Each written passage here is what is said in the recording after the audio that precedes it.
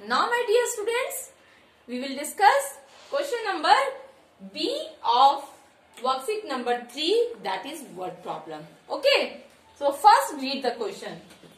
Amit deposited rupees 4,800 in his account.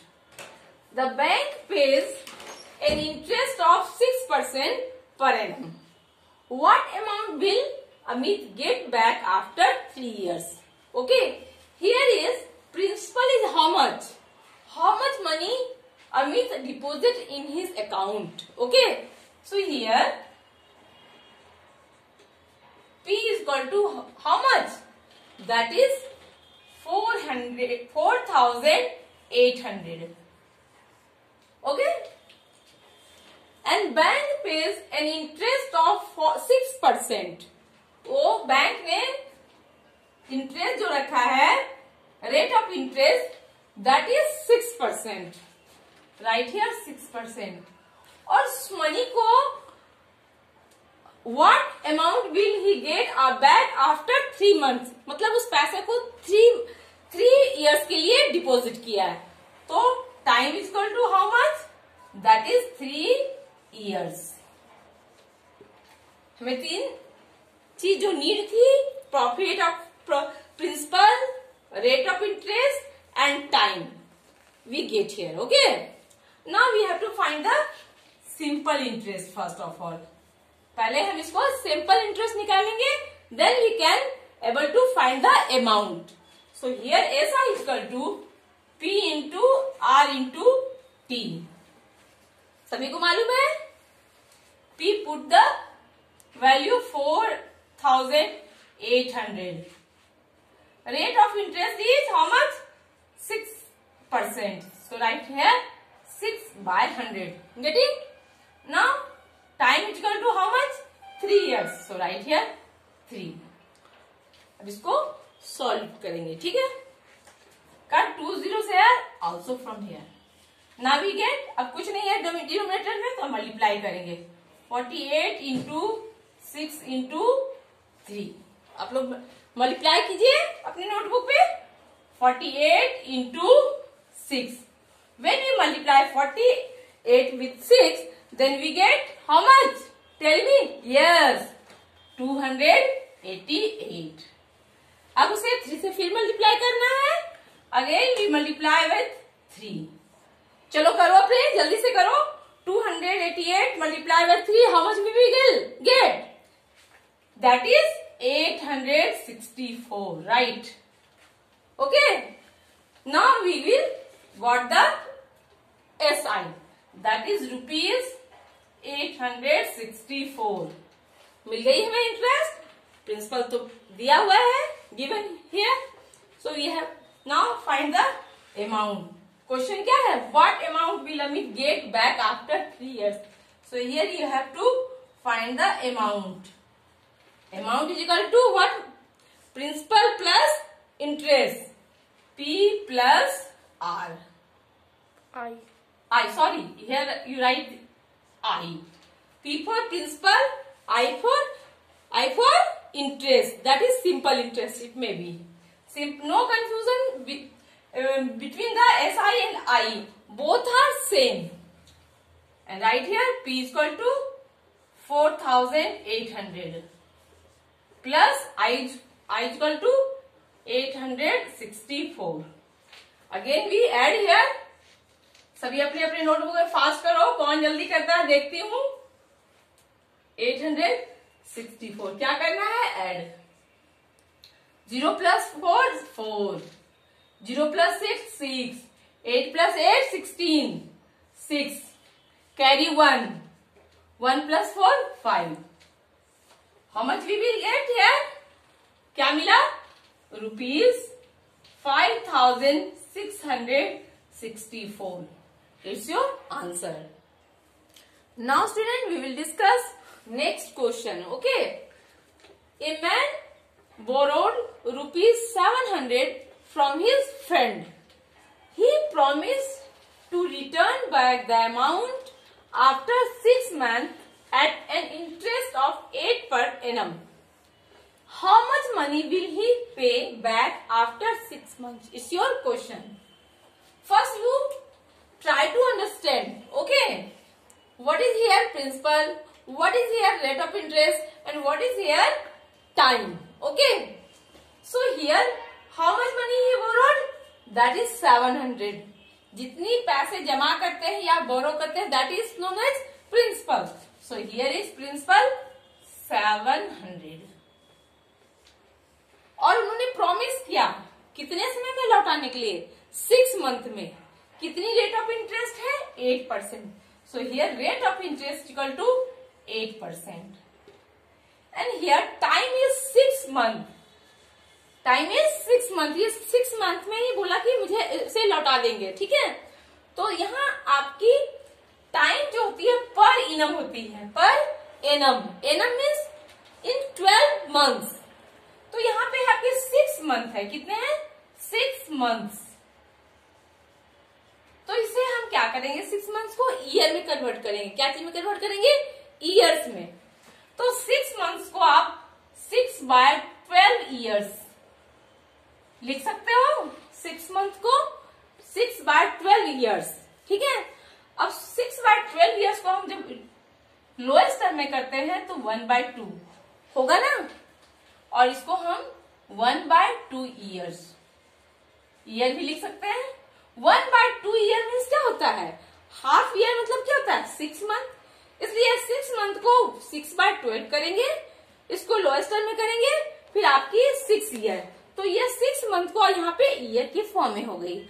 और आपके कोई भी क्वेश्चन हो, 1 मंथ हो, 2 मंथ हो, 3 मंथ हो, 9 मंथ हो, तो जितने मंथ रहेंगे उसे आप 12 से डिवाइड कर दोगे. मतलब इसे फ्रैक्शन में फॉर्म में लिखोगे.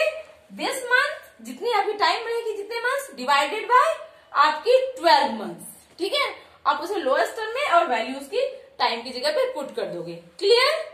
आपकी ये बात बहुत ध्यान देने की चीज है, क्योंकि इसी में बच्चे गलती करते हैं. ठीक है, अब आपको निकालना क्या है? How much money will he back after the 6 month. Amount निकालना है, लेकिन इसके पहले हमें क्या निकालना पड़ेगा? Simple interest. इंटरेस्ट निकालेंगे तब जाके हम अमाउंट निकालेंगे, क्योंकि amount is equal to principal plus interest. So now here what is the formula of simple interest? That is P into R into T. ठीक है, here is P equal to 700, rate of interest equal to 8/100. No any doubt, 8/100 percentage. Now time equal to 1/2 लिख दिया. 2 year, 1/2 year means 6 month. ठीक है, आप इसको solve करो. 2 0 cut कर देंगे, 2 से हमारे 8 कट जाएंगे, 4. तो आपकी कितना बच गया? 7 इंटू 4. तो आपकी कितने आ गए? 7 4 जा 28. ये आपकी क्या आ गई? Simple interest. आपको निकालना क्या है? What you have to calculate? That is amount. So amount is equal to, what is the formula of amount? Principal plus interest. ठीक है, principal plus interest. So what is principal here? That is 700. आपने interest कितना निकाला? 28. तो आपकी amount क्या हो जाएगी? 728 rupees. It's your answer. Now student, we will discuss last question of word problem. That is D. First read the question. Surinder deposited rupees 2,500 in a bank at 12% interest per annum. He withdraws his money after 2:1/2 years. Out of this amount, he buys an Almirah for rupees 3,000. How much money is left with him? Okay, first here principal is how much? He deposited rupees 2,500. So here his principal is rupees 2,500 at the interest of 12%. So rate of interest is 12%. And for how much time? For 2:1/2 years. It means 2.5 साल के लिए कितना 2:1/2 years. It means 2 years and half years. That is 2.5 years. So here 2:1/2 years. Convert this mixed number into improper fraction. So here write 5/2 years. And we have to find first the simple interest. So simple interest is equal to P into R into T. Put the value 2,500 into rate of interest 12/100 and time is equal to 5/2. ठीक है, अब इसे solve करोगे, cross 2 zeros. Now 2 6 are 12. ठीक है, 2 से cut करेंगे 12 को 6 से, आपको क्या मिला 25 into 6 into 5. When we multiply 25 with 6, how much we get? 150 into 5. Again multiply 150 into 5, then 15 5 ja how much? 75. 10 put here. 150 into 5 is equal to 750 rupees. So here is the simple interest equal to 750. And here we have to find the amount. Amount is equal to P plus I. Okay. So put the value. P is equal to 2,500 plus 750. Add this one. 2,500 plus 750. How much you get? Plus करो. 0. 0 plus 5 5. 5 plus 7 12. Right here 2. Carry 1. Then 3. So here amount is 3,250. Now children, we get amount is equal to 3,250 here.